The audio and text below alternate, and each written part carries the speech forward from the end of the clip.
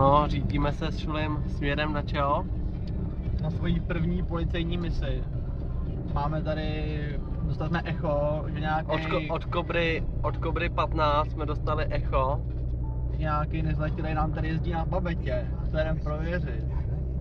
Údajně má na sobě tmavě modrou sportovní bundu, kraťasy, tuším, a kus stříbrnou helmu a řídí babetu verze 2, tak se na to jdem podívat. Kobra 11, konec. Ano, a vidím ho. To vidím. Tak to za ním hnedka vyšlem. Maják. Randej maják. Dobře si míre.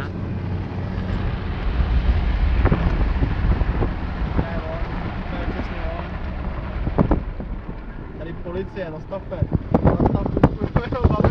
Tady policie České republiky! Zastavte stroj! A majáky musí to vidět. Musí to vidět.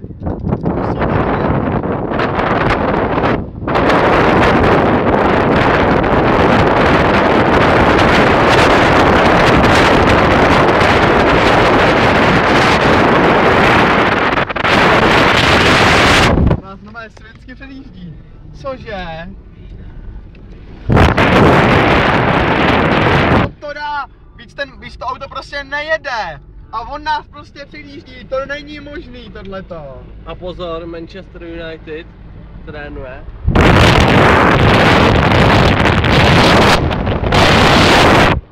A vypadá hraje nový talenty dneska. Pej, kukuje tam ty vole 3 prdele. Ježišmarja, kolik jede, mají sama neví, ale. Není možný. Opět nám ujíždí. Ten tam má snad turbo nebo já nevím. Co budeme dělat mini?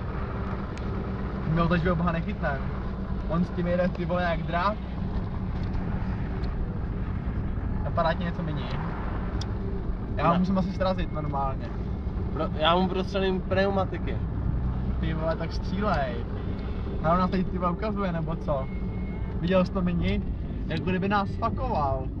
Jeden za ním a dám mu pořádnej kouř.